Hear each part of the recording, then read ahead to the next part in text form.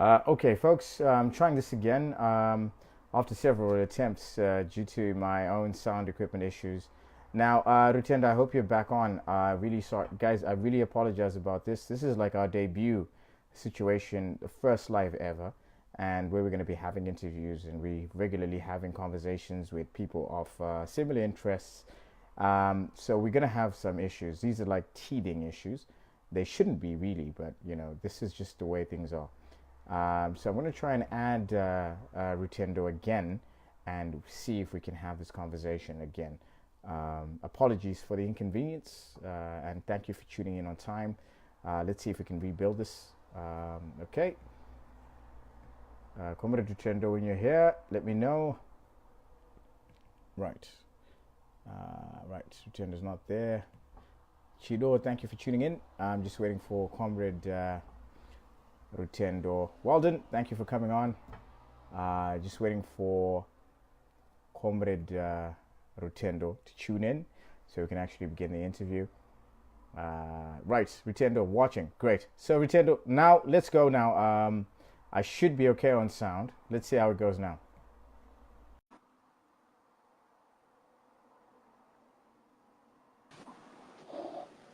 All right. Dave, can you hear me? Yeah, I can hear you clearly. Can you hear me? I can hear you clearly. And is the echo done? I don't hear any echo on my side. Okay, so clearly I just need to put some headphones in. So you believe it was a headphones issue? Yeah, well, there's no echo. There's headphones now, so that solves the problem, doesn't it? Yeah. Well, hey, listen. Thank you so much for coming and joining us today. This is you. By the way, you may not know this, but you are the first guest that we've had on this particular platform that we've created. It's a Youth League UK media platform that we're creating to speak with people who are like-minded and equally people that we may not agree with. But it's a platform for every Zimbabwean to come in and express their views. Now, I know that you have stressed quite a number of views that are very controversial, even to the party. So I wanted to start off with you because I feel like, we know each other, we have a sense of relationship, and I wanted to get a sense of where you're coming from with the kind of struggle that you're currently pushing. Now, I've titled you the head of the Anti Sanctions movement. Now, what's the rationale behind what you're starting today? And would you like to give us more information about what exactly you're doing and what your objectives are? Right. My basic understanding has been a person that has been asking why Black people are lagging behind all other races. I've had an interest to understand, Kuti, what's wrong with us, because I was brought up believing that there was something wrong with Black people. But as I started to read wider, I began to realize that there is nothing wrong with Black people, much more than they are under an oppression that seeks to exploit them and that seeks to take whatever little that they have for the benefit of others. When I began to understand that, then I began to look at even the struggle that Black people have been fighting since slavery, the fights that they've been fighting for liberation, the fights that our fathers took part in trying to liberate themselves from colonialism. And I also began to realize that colonialism has never ended. It hasn't gone away. Okay, great. Now, could you give us a sense of your professional background? What is your actual background in terms of professionally? Who are you? And in terms of Zimbabwe, where did you start from? Now, I understand your philosophical aspect, but what is your actual background in terms of profession and so forth? I think it's critical. It might give people a broader context to why you are aching for reform in the context of the international world order when it comes to sanctions. Right. My educational background is marketing and communication, followed by project management. And for me to come to South Africa, I was given a modeling contract to come in and do television and advertising. I would never have known. I did that. I did that for a greater part of my life to get my work permit in South Africa. I was offered while I was still in Zimbabwe. By that time, I was working for Tire Trades as a salesperson. From there, I went to work for Business Equipment Corporation as a marketing assistant. And then eventually I got offered the opportunity to come to South Africa and do television. And I came through and I did that for 8 years until I got a permanent residency but I have decided not to apply for citizenship because I feel 100% Zimbabwean and nothing else. Okay, great. So, so that's your professional background. Now, Correct. delving straight into the issue here, you run an organization that is Anti Sanctions, and you make critical arguments. Most recently, you've been making arguments with regards to the chieftaincy issue, that the chief who came out speaking loudly against what he termed to be human rights violations. Now, we may disagree with him, but what is your rationale with that, and what provoked your response to that particular issue? Well, the issue is that the country has been in the doldrums for a long time. Zimbabwe is not progressing. We don't have our own currency. And besides our successes that we've been having in the mining industry, in farming, and even the creation of billionaire business people, the country just seems to be having struggles that other countries don't have. And when you look at the other countries that have the struggles that Zimbabwe has got, you recognize that those countries are also under sanctions. So it made me start asking myself, what are these sanctions?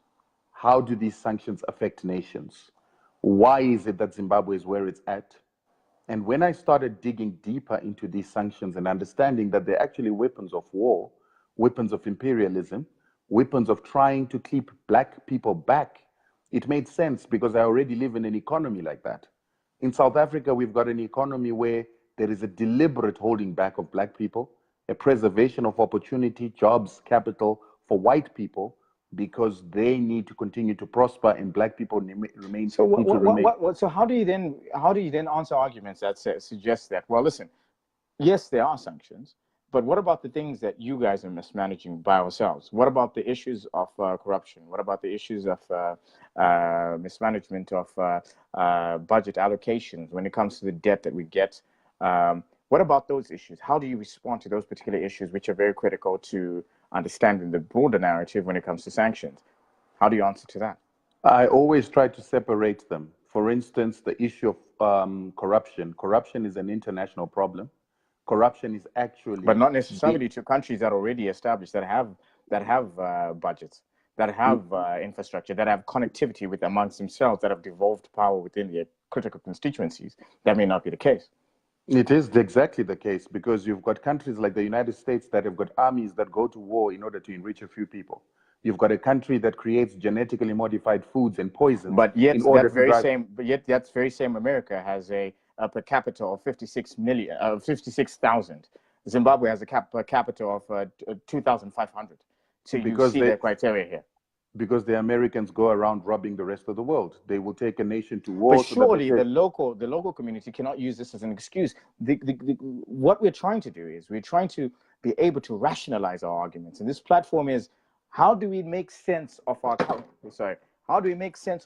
reality? This is a critical question here. But you're not giving me an opportunity to answer, so I don't know if I should need to participate. Go ahead.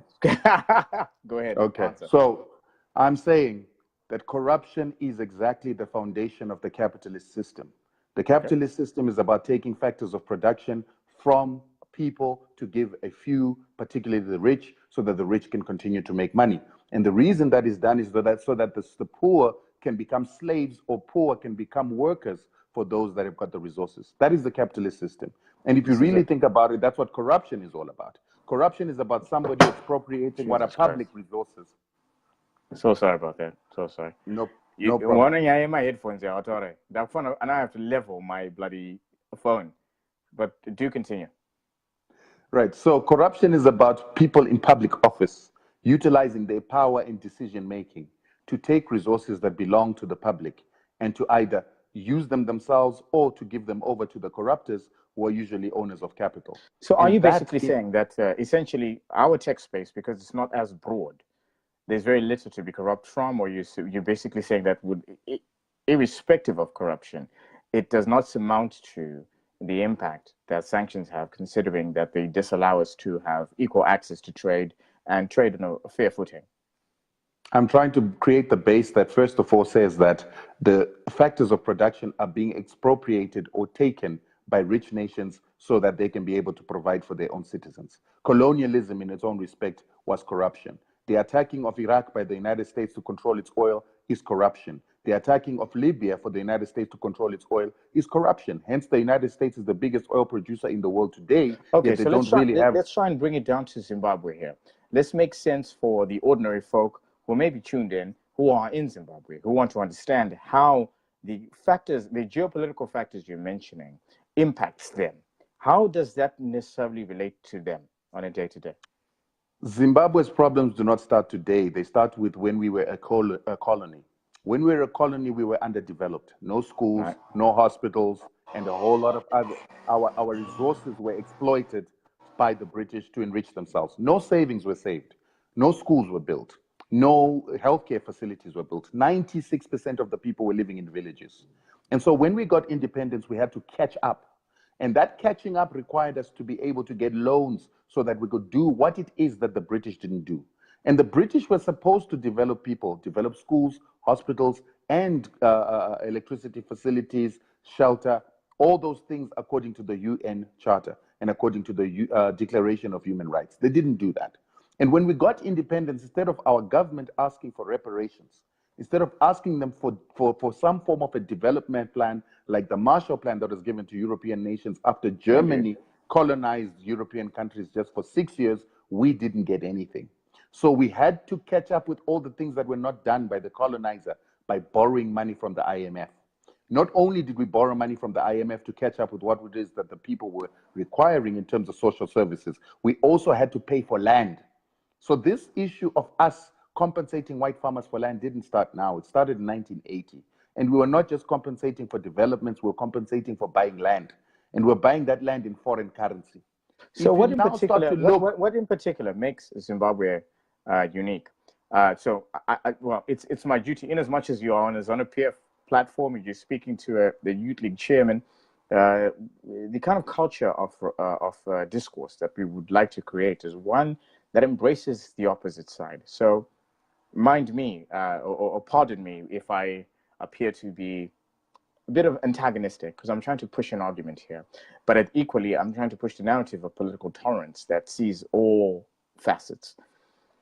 So what of the argument that, well, Rhodesia, for instance, was under sanctions and it equally, sustained itself? What do you say to that?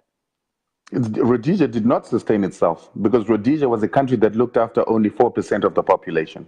If you understand that when we got Rhodesia, only 8% of the population had electricity. Sanitation only went to about 11% of the population. The people that had university degrees, less than 1,000 black Zimbabweans had university degrees, and less than 5 schools were offering blacks access to A-levels to prepare them to go to university. So basically, it was a country that was taking the resources of an entire nation to cater for 4% of the population. It was not catering under sanctions. It was not surviving under sanctions. That's why our parents went to the bush, and they didn't just go to the bush. They walked all the way to Mozambique to fight this country. They went to risk their lives. They risked their lives by going for training. They risked their lives by fighting the Rhodesian government because things were not okay. If you tried right now to talk to the youth in Zimbabwe and say, let's walk to Mozambique so that you can fight this government, the youth will tell you that you're crazy. They would not even tolerate it. Because actually, they might say, chete chete or fair. That's right. And that's because circumstances today have changed so drastically. We've got more than a million graduates in Zimbabwe. We've got people who've got land. We've got people that can mine gold. We've got people who can be makorokoza. And a lot of people hear the word makorokoza, they think that those people are some lousy bumpkins. No, makorokoza have got more money than a whole lot of other people that we see every day. They've got more money than the middle class. They're the ones buying the houses. They are ones grade 7 who control the economy of Zimbabwe, which is no longer controlled by graduates, because it's about he who can produce. It's about he who can go into the field, grow cotton, grow tobacco, or grow whatever they can sell in the market. So that said, which I think is a fair point. That said, now these particular sanctions you're discussing are sanctions that are passed by the U.S. Congress, which, as we currently see, the U.S. in itself is quite divided. The sponsors of the bill, people like Hillary Clinton, Jesse Holmes, and Biden are now, Biden in particular is now running for president. What gives us the confidence that your campaign will actually work? What gives you the confidence? What is the leverage of your campaign? What is your strategy? Is it just a mere other campaign where we will sign up to it, but yet there's no efficacy. What is the actual strategy here? That's what I'm trying to get to. The issue about sanctions is it's supposed to be a sentiment war. A sentiment war because our government cannot go to war with the government of the Americans. Our government cannot have a PR war with the government of America because they're trying to placate the American government. Neither can they have a hot war with the Americans. So we need a sentiment war. A sentiment war needs to create awareness in the world that America is trying to institute hegemony on Zimbabwe. And what gives you the confidence that the sentiments that you create will create enough volume or be amplified enough to even reach the necessary ears that can push the argument forward? The very first thing we need to understand is that the Americans are succeeding with these sanctions because they've lied to the Zimbabweans that there's no sanctions on the people of Zimbabwe. They spend a lot of time and PR making the image that the sanctions are on targeted politicians and not on the people of Zimbabwe, because that sentiment and the truth that it's on the people of Zimbabwe will actually work against them. So what we are saying is Zimbabweans have got to know that the sanctions are on them, and then they've got to communicate the fact that the sanctions are on them and that the sanctions are killing and destroying their country to the rest of the world. And they've got to let the rest of the world to know that we're a recently independent country. And we took our land and are trying to emancipate our people, and we're being punished for that. We also need to let the world know that because of us interfering with imperial interests of America in Congo, with us sending our army to defend the Congolese from what it is that's pillaging for coltan and pillaging for cassiterite, we were punished and put under sanctions. A lot of Americans don't know that. The world doesn't know that a small little country like Zimbabwe is being punished and crippled just because it does not want to stand for hegemony. It's being crippled and punished, and the people are being collectively punished, and they are being deprived of their human rights only because they want to self-determine and control their resources. That is illegal, according to the UN Charter. That is illegal, according to things like the Geneva Convention, where nations are not allowed to collectively punish the publics. They are not allowed to deprive publics of human rights just because of trying to institute their political interests and take away the sovereignty of a nation.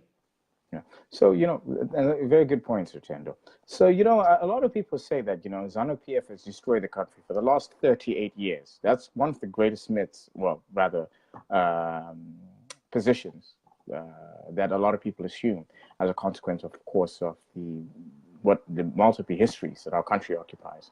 Now, I know you're not very partisan, but in this particular respect, how do you respond to such a question, considering that you do amplify the argument of sanctions and the impact thereof on the ordinary citizens?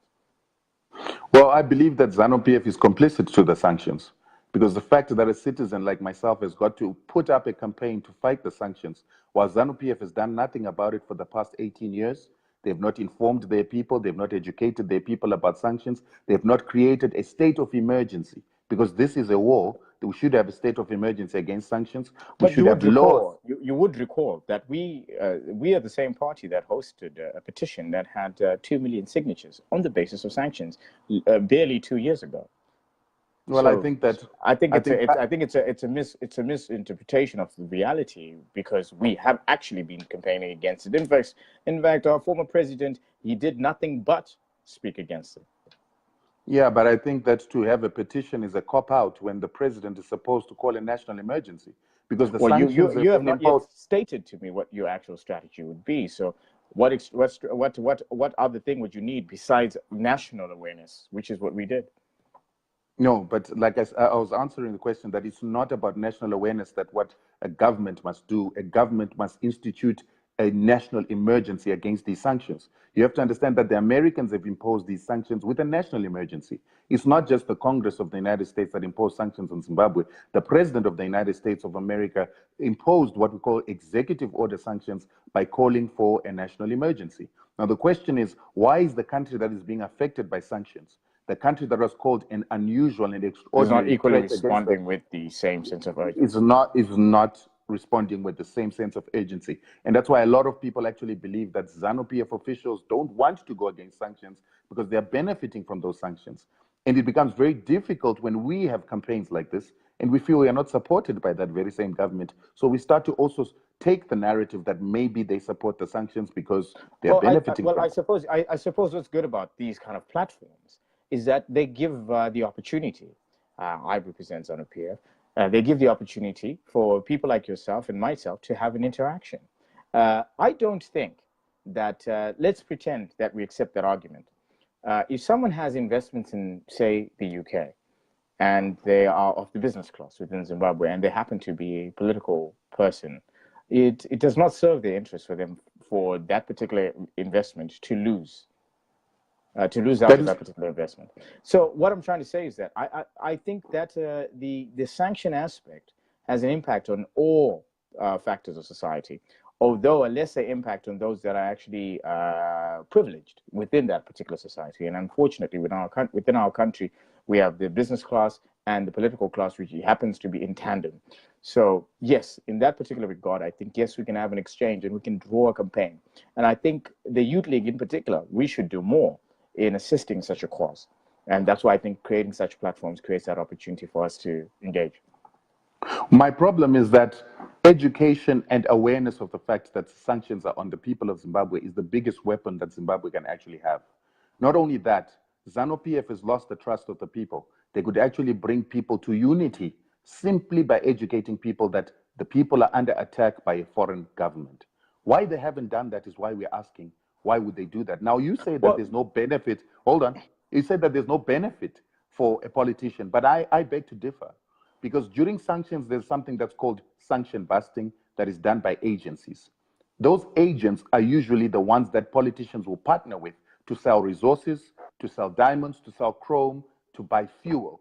And that's where the monies are made. Because even the Rhodesian government, when it had sanctions on it, it created agencies that were controlled by companies like Rio Tinto and companies like Anglo America that then began to transfer price, and a lot of politicians make money. And that is the same system that is taking place in Zimbabwe now. Noxim doesn't exist anymore. So now you've got middlemen like Trafigura, Glencore, and those kind of agencies, which have people like Braden Camp in there, who then make it easier for politicians to get their money.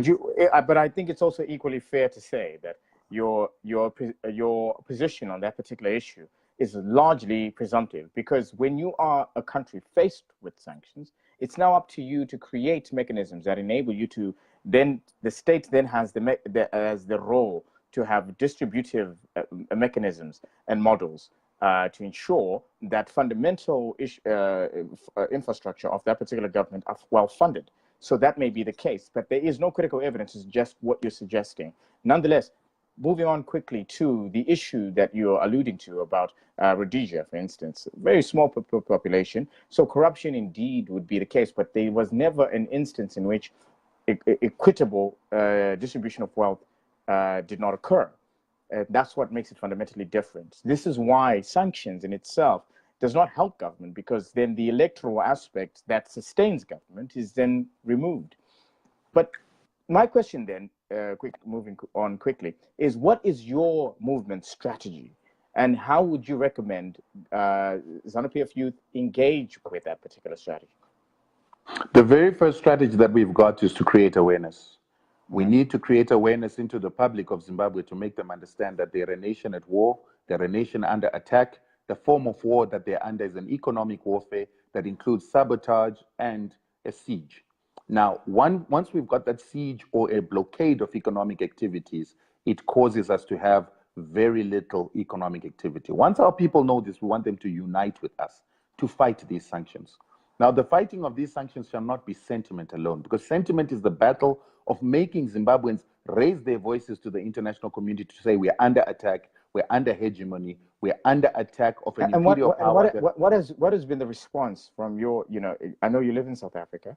What has been the response so far amongst the Zimbabweans that you meet, and what is it? Do you think it's something that people have an appetite for?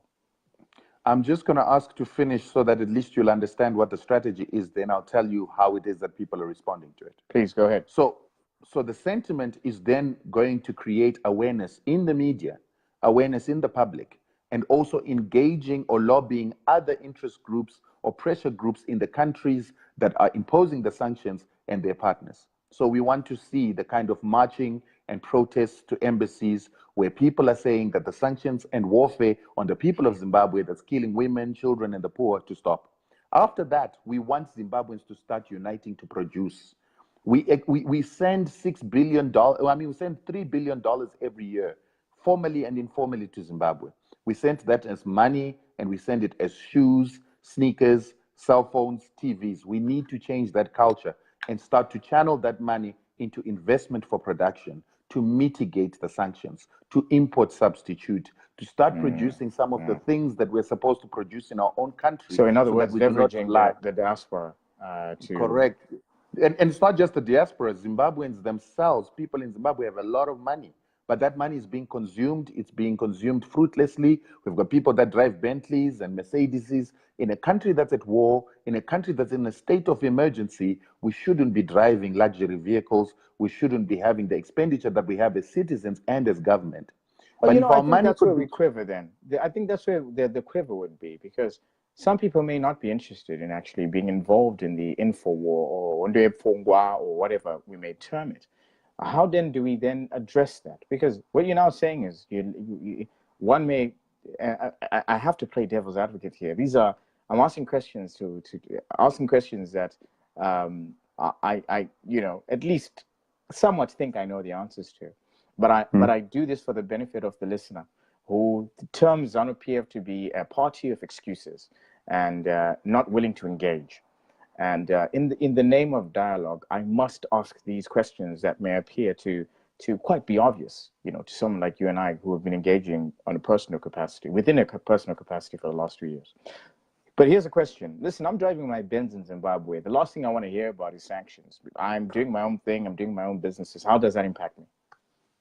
It impacts you in the aspect that the whole purpose of these sanctions is for the United States to change the government. And if they are unable to change this government, they are going to use other methods and other means to remove this government.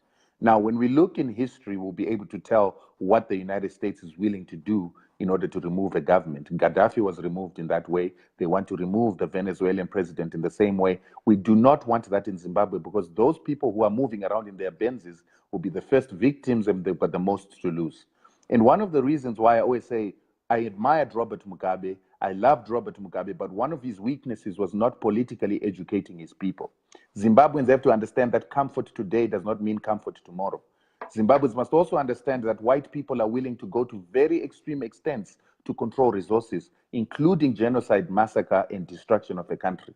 So Zimbabweans have got to start asking themselves, do we want to get to a point where a nation can be destroyed, we can lose our houses, we can lose our properties, we can lose our businesses? And the answer is no. I suppose another question I should ask in that regard is that, you know, when we talk about this empowerment process, do you not think that there's better language to use? For instance, instead of saying white people or white that, we address the whiteness of power, No. because it's a systematic issue. I mean, go ahead. No, there's no reason for new wording, because the biggest threat to the black man continues to be the white man. And the reason it continues to be the white man is that the black man lives on a continent that's got the most resources in the world, and those resources are not meant to be used by the black man according to the interests of the geopolitical powers of the world, who happen to be white. White supremacy is real, and one of the major problems that we have in Zimbabwe I understand is that, but you know, there is a dichotomy. There is a difference between white man and the whiteness of power. This one is a more philosophical aspect to it, and this one is more of a peer-to-peer aspect. Would you not agree? No, I don't agree, because there's no white man that has ever said that they're going to compensate black people for the benefits that they've received from oppressing black people. All white people have taken the advantages of the oppression of the black man, and they've never given anything to the black man in terms of emancipation. They've never given restitution to the black man, which means that they're complicit to the system. It means they're part and parcel of the system. It means they're part and parcel of the supremacy. This is why even white people in Zimbabwe, people like, let's say, Adamski Jaman, I do not take him as a peer. He is an oppressor like all other white people, because he's never done anything to emancipate his brothers. For the purposes of those who don't know who Adamski Jaman is, he's a white Zimbabwean who's on social media, who happens to have married a black woman. Hey, but that makes him not racist, surely? Well, if he hasn't given back what he benefited from the oppression of his brothers and sisters, then he is an oppressor. In fact, he's a criminal. I always say to South Africans, we've got 5 million criminals in South Africa, that stole from their fellow citizens and have never emancipated their fellow citizens. They Okay, wrote it. well, moving on quickly, because these things are term based and so forth. Like when you read Fanon and he talks about the whiteness of power, there's a difference between the capital W and the small letter W to make those distinctions. These are more philosophical arguments, and of which I think your position may be justified, but not that I agree with it. You are in South Africa right now. Quickly, sort of like to ask you a question. It's post-election time, and South Africa has to face a similar question that we faced in the early 90s regarding the land question. Where do you see this going, and how do you think it will impact Zimbabwe? The land question is being sabotaged by our president in Zimbabwe, by him starting to compensate white farmers. So what that does, it is puts a stalemate on the South African land question, because Cyril Ramaphosa will be afraid to take land without compensation by saying that a precedent is being set by Zimbabwe that if you take land without compensation, you'll be punished by sanctions, and if you're punished by sanctions, you will reverse that land without compensation.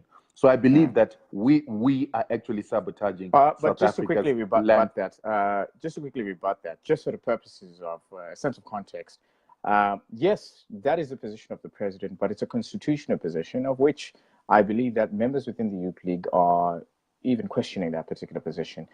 And I think it's triggered a lot of debate within the party. But let's see how it moves forward. But nonetheless, continue. But let's remember that the president was part of the negotiators of that very same constitution. And people say that he was one of the proponents of compensating white farmers. And then on the issue that you said about constitutionality, there are a lot of constitutional issues that that the president is not taking into consideration. He doesn't take into consideration giving people free shelter, quality education. All those are in our constitution. Why is he running to compensate white farmers before he fulfills all the other obligations that are in the constitution? Which I think is a fair criticism. But however, it has to be pointed on the context of the affordability of where our budgeting is and so forth. But these are fair points, and I think this platform allows us to look at that very precisely. And I think it's clear that the government of Zimbabwe does not have the money to compensate white farmers. If it cannot provide medication for its own people, if it can't mitigate the sanctions, if it can't ensure that it's got a budget to be able to give its people the basic needs and basic services of Millennium Development Goals, it should not even be considering compensation, which might require the taking of a loan, and a loan that might take the next 100 years to pay. So I believe that the president should not be honoring that in our constitution. So how about those who argue that, well, listen, geopolitically, it does help the government because we're trying to be perceived by the international community and perceived we must, because we are on the journey towards reform. How then do people argue, well, for those that argue that, well, listen, this is an opportunity for us to demonstrate that we're actually doing what the reforms that are necessary in order for us to be welcomed into the global community so as to enrich ourselves and expand our supply chain? The moment a country is making reforms determined by other countries' hegemony, force, or cohesion, that country is no longer a democratic country. It is now a country or a colony of other countries. That's point number one. Point number two, Haiti was in this position 200 years ago, where they had to compensate France for ending slavery. And they went and paid reparations for $20 billion on the pretext that they were going to be introduced back into the international community. So you think, is your argument that the sanctions and every other mechanism that's the external or existential threats that we're currently facing is more of a revenge of our independence? It's not a revenge. We need to understand the geopolitical reasons why the Americans and the Europeans act the way they do. It's about control of resources. It's about control of capital. It is about control of keeping resources in their factories and keeping their factories working so that Africans never build the capacity to process their own resources and take jobs away from European and Western factories. This is what this is about. It's also about power.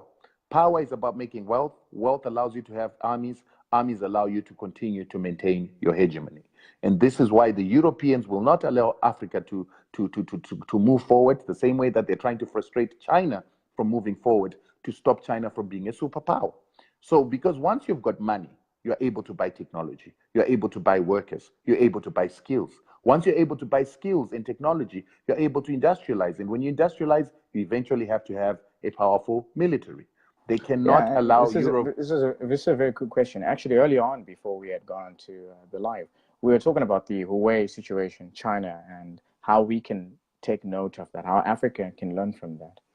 Now, I had written an article regarding this where I was my debate was that Africa is to prepare itself because when the people who agitate liberalization of industry, the freedom of movement, and so forth, and yet they stifle an entity that is predominant in their own geography, due to techniques that they used in their earlier stages of industrializing, then it's a telling sign that when we advance, clearly these are things to look out for.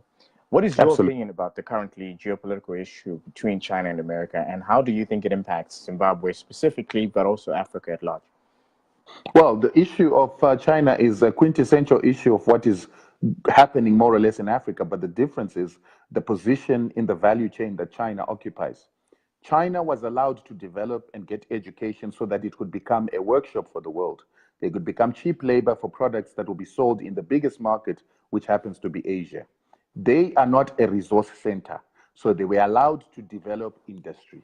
And that industry was strictly supposed to be financed by the Europeans and to produce European products that will enter the Asian market as Asian goods, but actually financed by American technology and European technology and IP.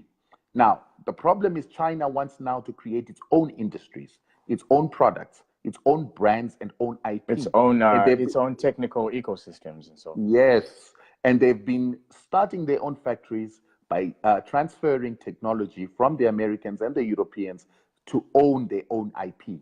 That is the biggest threat to the Europeans, and that's why now they're trying to frustrate companies like Huawei. They're trying to frustrate companies that are trying to become autonomous from European control and European capital. And if you remember, Second World War, they went to war with Japan, particularly to destroy that autonomy, to destroy Japanese industrial autonomy, and to destroy Japan's banking autonomy. They will eventually get to the same point with China. With Africa, though, the point in the value chain that we occupy is we are a resource center. A resource center is just supposed to give cheap resources. After giving cheap resources, the people who earn a small little salary in Africa are then supposed to buy Western goods to keep Western industry going. Because the moment they allow you to industrialize, you can process your own resources and you can also produce your own goods and services. You don't need European goods and services. They will not let that happen. Now, this is also the reason why they don't want China and Africa to partner, because they believe that if China was to partner Africa, China has the capacity to give Africa capital and to give it skill to then allow Africa to start processing its resources and giving the raw material that it produces in its industry to China and exclude the Europeans. Now, if you read a book by Lothrop Stoddard, he says this is the biggest threat to the Europeans is being kept out of the Asian market and African market by a collaboration between China and Africa. And so this is what we always need to know, that Europe needs to continue to control the resource. Better yet, what's his name? Leopold. No, was it Napoleon? Napoleon, Yeah. who, when he spoke of China, he said, Yeah. let them sleep. Yeah. Because when they wake up, they'll ravage us. Correct. Yeah. Correct. And remember, their biggest fear was always the unity of Japan and China. And with that unity of Japan and China, they would then unify Asia. You know, I think you make a crystal point. Sorry to interject. A crystal point that you may have made that you reminded me of is that many may not know that China's its resuscitation, because it's not like a new thing. China has been in power before. However, its resurgence was sponsored by Japan and the tiger economies. And remember, China used to be the biggest economy for at least 1,500 years, if I'm not mistaken, together with India. And those two countries occupied, I think, 65% of the world economy. They were very powerful. This is true. This is true. And the Western world feels it's a scary prospect of them to rise again, because their biggest fear is if China is to rise together with Asia, Asia will get overpopulated soon. And once it's overpopulated, the Asians need to look for a place to go. And their biggest fear is that the very first place they'll go is to go to Australia, take over Australia. After taking over Australia, they now need to look at the Americas and Europe. And if you really Yeah, think about it, but also if you think about it, like right now, like Asia's population, for instance, just Asia alone, we're talking about 5 billion. yes, China is just 1.3 billion. correct, India is 1.4 billion, and correct, collectively, Asia, the entirety of it, global, not even including Africa, the global South, as it were. We're talking about 6 billion. So we're the largest in terms of yet the world has 8 billion people. So we're the largest. So I suppose this helps me go into my last few questions, which is projections are that 2052 Africa would have a population of about 2.5 billion people. How do we prepare ourselves as a nation and equally as a continent for that particular issue? But I want us to be able to speak on this, subverting the sanction narrative. How do we? Because what I believe that there should be a campaign against sanctions, but I equally believe that there should be mechanisms, systems, like Iran, for instance, that proposed a financial method that circumvents sanctions out of America for their financial systems. How do we do the same, but equally prepare ourselves for the future? one of the biggest things that Black people have got to do is stop projecting these population growths without really looking and analyzing at what's happening. As we are trying to grow our populations in Africa, we are also under attack from disease, genetically modified foods, a compromise of our immunity through chemicals, diseases like HIV. There is no guarantee that Africa is going to be able to grow its population, particularly with the Americans putting AFRICOM on the continent and the wars that are projected to probably come in future. So if Africans continue to take their sanitary wear for their women from the Americans and the Swiss, which are infected with pesticides, and they've got all these genetically modified materials causing cervical cancers for our women, we might not even make it to 1.5 billion, but the population of Africa might actually reduce. I'm not talking about something that's new. It has happened. American Indians were wiped out. The Aboriginals were wiped out. More than 30 million South American Indians were wiped out, and the Arawaks were wiped out by a genocidal people that want to control resources. So we need not assume that we're going to get to 1.5 billion if we're going to be reliant on food that is grown by these Americans, and if we continue to have AFRICOM and sanctions taking place on the African continent. However, if we want to mitigate that, we need to start being independent as Africans. We need to unite, and when we unite, we start manufacturing our own food, we start keeping our own seeds, we stop utilizing chemicals and petrochemicals that come from companies like Monsanto, so that we can be able to look after our health, look after our people, not rely on pharmaceuticals from the Americans, because that is what is eliminating our populations. And only then can we make it to that 1.5 billion. And when we make it to that 1.5 billion, we also must become more dependent on saving and creating investments that build our manufacturing industry and self-capacity to produce. All right. Thank you, Rutendo. So what I'm going to quickly do now is I'm going to have a Q&A. So people within who are watching, if you have a question for Rutendo, please feel free to ask so we can quickly, do that. So if you have a question... There's a guy I saw saying, Apa, you're outside Zimbabwe. What I find interesting about people like that. Right. Okay, please, go ahead. We address that. I find it quite annoying as well. I find them incredibly ignorant as well, because Africa is our continent in which we are supposed to be able to move freely if we are really independent people. There were no borders just 100 years ago.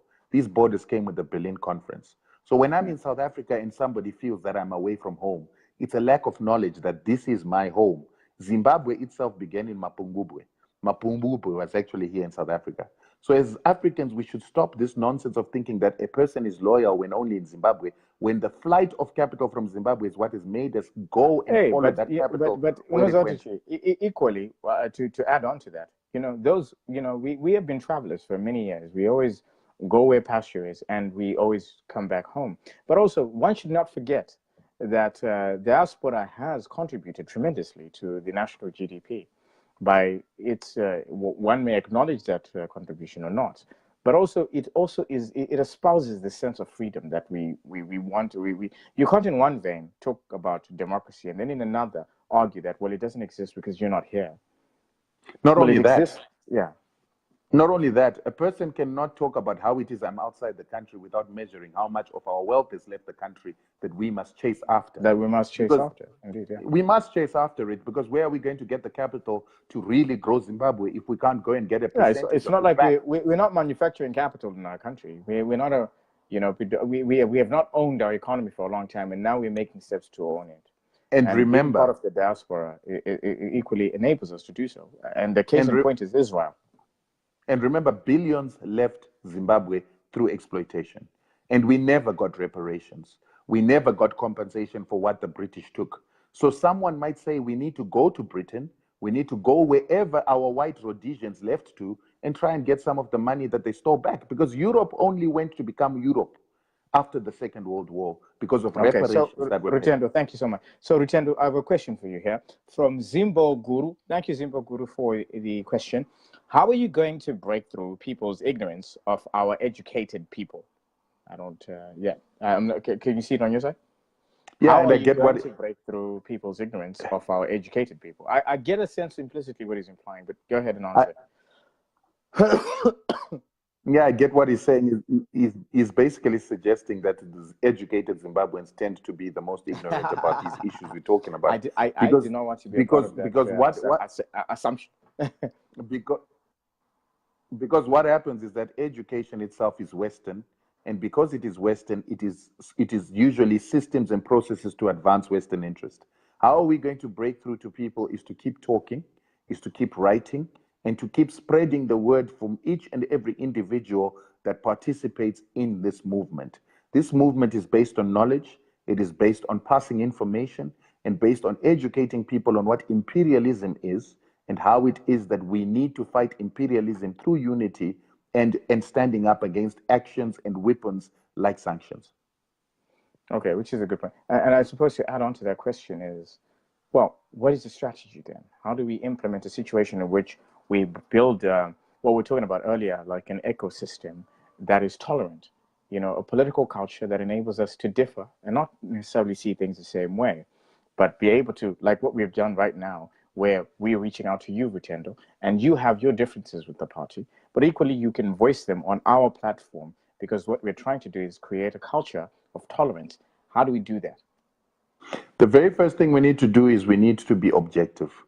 As a person, many people think I'm actually a ZANU-PF agent. Because I support the policies of ZANU-PF, but I also do not hesitate to criticize ZANU-PF where I think it's not doing right. I do not hesitate to criticize the president where I believe that he's not doing right. And that's what we need to start doing. Objectivity starts to show authenticity, and authenticity makes people start to trust. In Zimbabwe, we don't trust each other. So to gain the trust, we have to be honest. And with that honesty, then we get an opportunity for people to listen, and we can now teach each other our national interest first before we start talking about our differences. Zimbabweans have got to understand that the survival of this country, the security of these resources in this country to be used by Zimbabweans is the most important objective before our political differences and everything. And that is why I have an issue with MDC in the aspect that they do not want Zimbabwe to work when they support sanctions by an outside force or outside powers that are trying to cripple Zimbabwe so that they can take control of our resources for their own people. The Americans never criticize themselves. They are always out to get other countries. I suppose, that's one thing, Chinundi, that's quite surprising about our own population, in which you find that quite established entities that belong to the political landscape are critical of their own nation. It's one thing to criticize the government, but it's another thing to then wish bad on your own country through a sanction or through because markets listen to what we say, us, the ordinary people. It's like when you denigrate Kumushakwako, there's going to be an impact in terms of the ability for you to draw in investors, the tagline of sanctions, and so forth. So even those who argue, like, how do you tend to deal? Like, this is probably one of my final questions. But how do you tend to deal with people who say to you, "No, but sanctions are there, but they're not a major thing." You know, angoripo kuti imimi mumite ma reforms. What annoying? Yeah, when I hear people saying that, the very first thing I tell them is that, who is the one that is running Zimbabwe in a democracy? Is it supposed to be the Americans who we did not elect, telling us how it is that we have to have policies? Or is it supposed to be our politicians that we elected, putting policies for the interests of Zimbabweans? That's point number one. Then I also remind people, Kuti, we have got many of us who were raised in homes where our mothers were sometimes even prostitutes, where our fathers were not present at home, where our fathers were beating our mothers. But we never put that dirty laundry out in public. Out there. Why is it okay for us to put the dirty laundry of a nation which actually has more of a threat on our own security and futures than a family setup? Why do we do that to ourselves? But I also blame ZANU-PF, my beloved ZANU-PF, by saying to Kutiwana, Robert Mugabe should have decolonized the education system by teaching us these values of loving nation and putting nation first. And they should also have probably had us do national service before we went to university, because the lack of national service has made Zimbabweans so unpatriotic and weak. When a man is supporting a foreign country putting warfare on his own people, instead of having the instinct of going to defend his own country, that is a sign of a country of men that are not men. When men support a foreign country that's destroying the futures of their children, when they're destroying the futures of Nerera, Neshirikadzi, and we support that, that is a sign of people that have no patriotism and people that don't understand their roles as men to defend the nation. And that's why maybe this nation should be having national service, so that every man understands that his first priority is to defend the nation. Because look at you in England there. The English will go to Iran and they will kill women and children for England to have oil. Americans will go and kill women and children. They will break human rights. Although it's right to mention that that would not be the initial cause that they're going for. They will pretend like there's another cause, but ultimately it's about riches. And they will never condemn their country for killing women and children. They will never be said to be contravening human rights. Americans are shooting black people on the streets every single day. You will never hear the issue of human rights or human rights violations put upon Americans. So I think you've stressed on this. So the last question I'm taking now is by Manova Mueni. He says, what is that we should do to dismantle Western religion and education? Because as far as I'm concerned, it contributes a great deal towards our people's ignorance. Yeah, well, the very first thing is we need to change our educational curriculum. We need to write new books. This notion of giving people PhDs and respecting people with PhDs for parroting other people's philosophies that happen to be European or Westernized thoughts has got to end.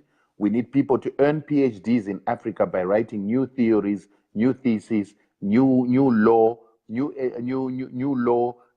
economics, new accounting principles. Like I always say, we're using the double entry system of accounting in Africa, where the resource is being extracted, and yet these very same people are creating the blockchain, which is a multiple entry system, so that they can safeguard where a resource is extracted, where it ends up, who it enriches, and who owns it. Rutendo, you make a very fantastic point here, because I think it's one thing about education that we have to actually look into our curricula, how it diminishes the intellectual fabric that we have, because most of the theories and the schisms, or rather the measure of Africanness, or how we are judged, it does not take into, you see, with Europe, for instance, in America, or the global West, each country is quite homogeneous in terms of their culture, in terms of their agriculture, in terms of their sense of what they define to be values and so forth.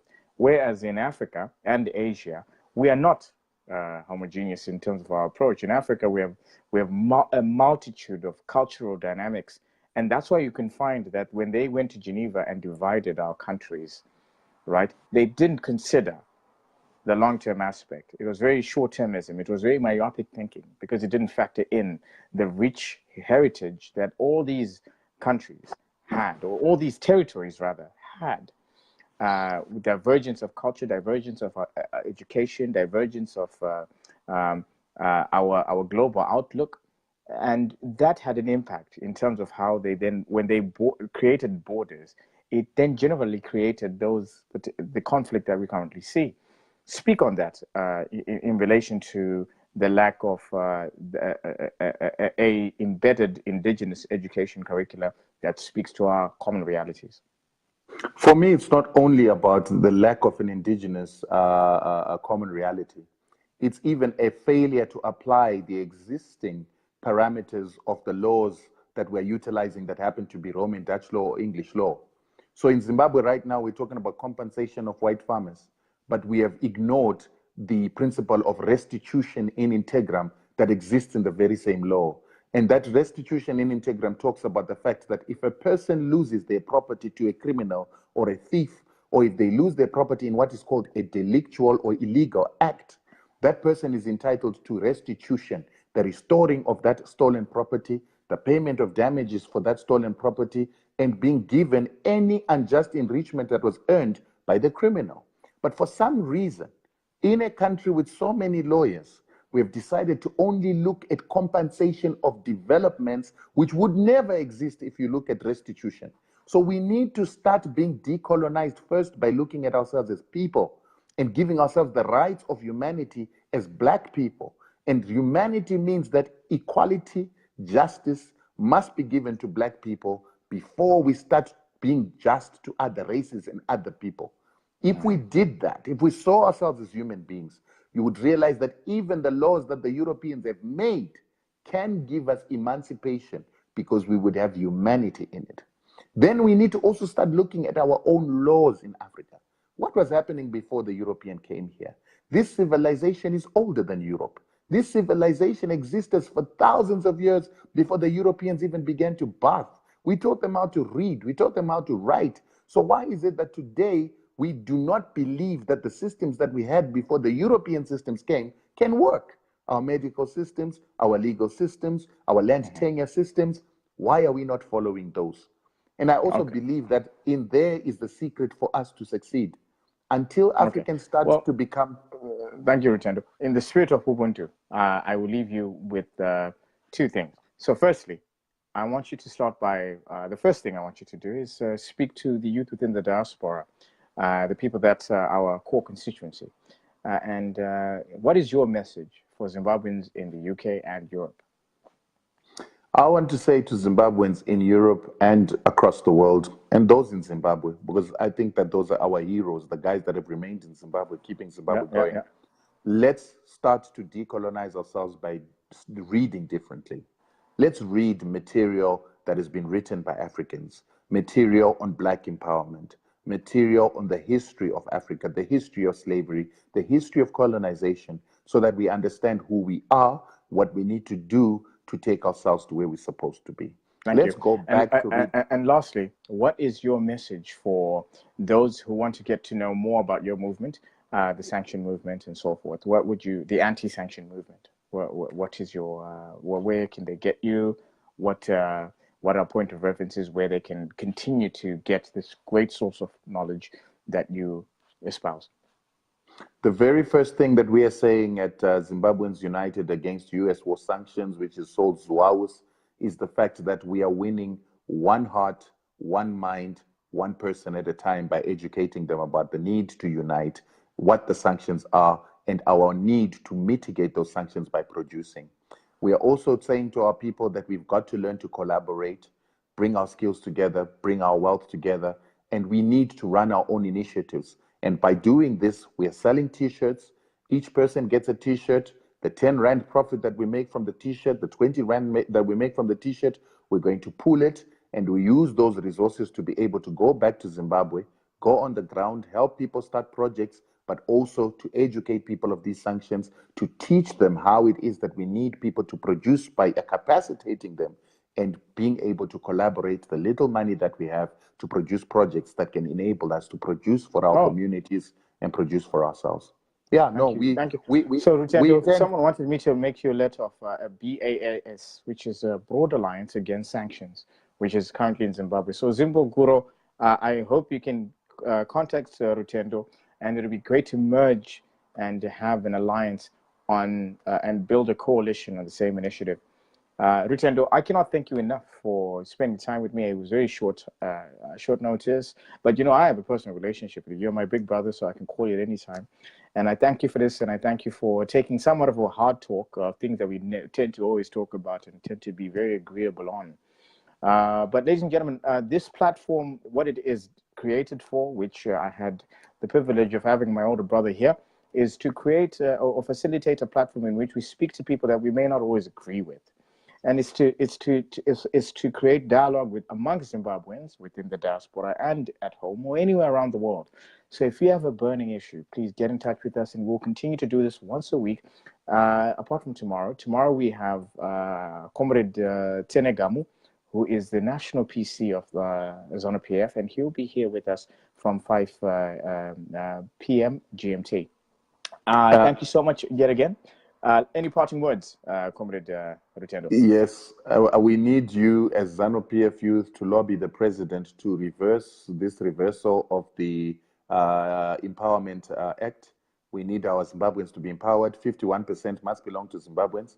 We also need you to talk to the president about reconsidering this compensation of white farmers. He needs to achieve other objectives in our constitution, and we need to change that constitution to ensure that we get restitution rather than to compensate those people that pillaged our people. And Zimbabweans, let's unite. Unity is the only way we're going to go forward. Unity is the only way we go forward. Let's not consume, let's produce. We can do this. We can weather these sanctions, and we can become a first world country within the next century. You know, and I must thank you again, because I think what you've created here, Rutendo, is that, you know, we have to build a culture that we're able to listen to each other. I think the first starting point, like for instance, during the first few seconds or the few minutes of the interview, when I would interrupt you, you'd say, but it's important that you listen to me. I think our nation, we need to listen. We need to listen more. We need to understand more, to have a more diagnostic approach rather than a resolution approach. The more go ahead.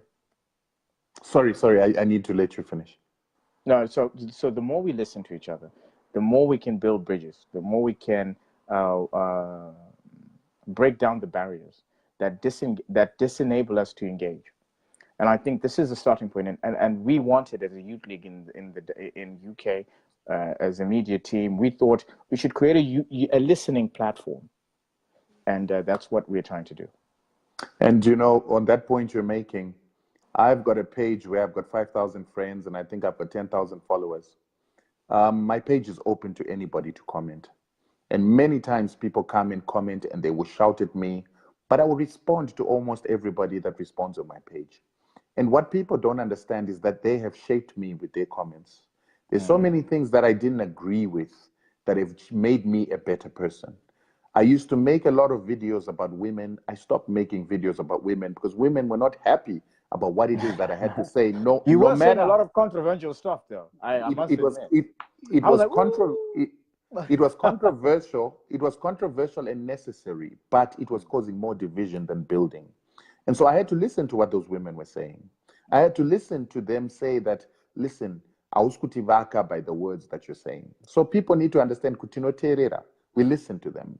And we change according to good advice. And you know, and I think you've said it very well, because you're leveraging your followership. You're good to 10,000. That's power in a sense. You know, it's a lot of it's an impact. It demonstrates that a lot of people are tuned in to your opinion, and by so doing, what you've done is you've been able to say to yourself, listen, I should use this with wisdom by being able to engage and listen and allow the message to shape you.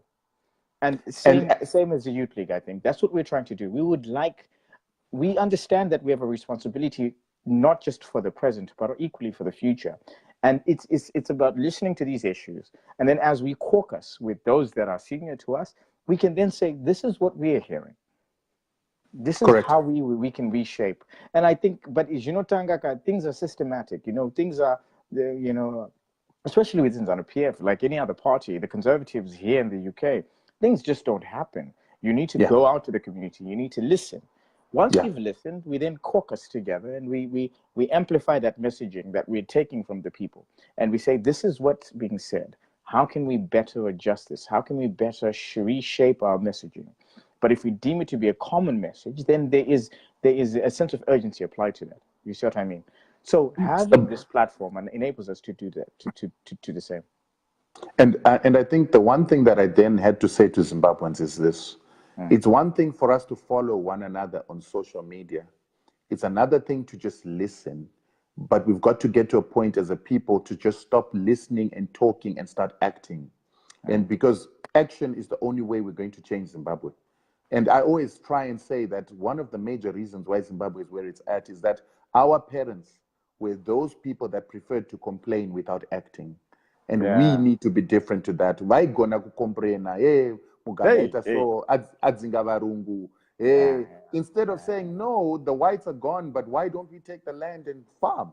Which is an attitude that's beginning to happen now. It's an attitude, yes. And you know, to buttress your point, if you recall, like, you know, my diaspora Akawanda, we live in capital markets. And our greatest strength is being able to connect those capital markets with our actual country. Yes. You know. And to bust sanctions by being in the diaspora. I always say the diaspora is being underutilized. For instance, it's our greatest asset. We've got people who are working in very technically advanced company. And my question is, are you guys taking the blueprints out of those companies? Are you transferring those blueprints back to Zimbabwe? as our central intelligence organization, people tend to want to not comment on that because they actually have jobs that they want to keep. No. We don't want them to comment. We want them to act. Technology gaitorwe, my blueprints gaitorwe. And our government created a division for business espionage in our central intelligence organization, but obviously they need to do it secretly. You know what I'm saying? Yeah, obviously we can't discuss this on bloody. No, we can't discuss this. I'm not going to comment on that at all. But hey, ladies and gentlemen, thank you for joining us tonight. For those who came in late, thank you nonetheless for joining. And I'm going to try and have Rutendo again. He's a very busy man. My older brother, thank you so much for tuning in today and for helping the Youth League launch its media campaign. Thank you so much. Yeah, and thank you to the people for listening. Thank you for, you know, every time that you have an audience and people are listening, we must never take it for granted. It's people thank you. And thank you. No, thank you. Guys, have a good evening. Thank you for tuning in yet again. We'll have this yet again tomorrow. Now, Comrade Senegamu from 5 p.m. GMT. Yet again, that tender ngibongile siyabonga sibili. More rarajakanaka. If you are in a place that it's morning time, good morning. If you're in a place that it's evening time, good evening. Take care of yourself. Welcome yet again, and bye-bye from the youth.